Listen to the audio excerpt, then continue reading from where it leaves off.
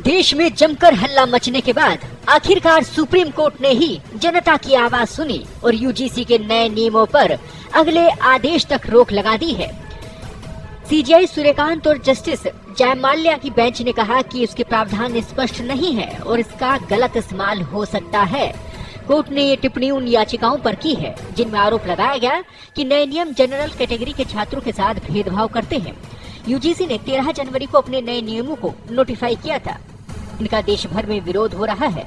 अब supreme court ने केंद्र और यूजीसी को नोटिस जारी कर जवाब मांगा है। साथ ही नियमों का ड्राफ्ट फिर से तैयार करने का निर्देश दिया।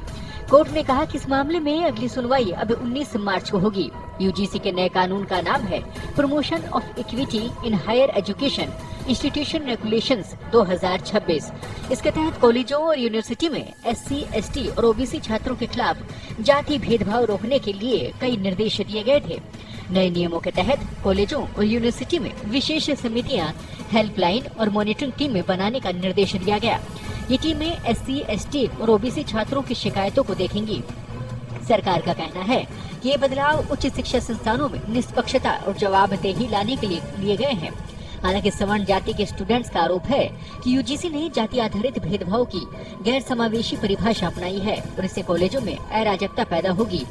सवर्ण जाति के स्टूडेंट्स का आरोप है कि नए नियमों में सवर्ण छात्र स्वाभाविक अपराधी बना दिए गए हैं।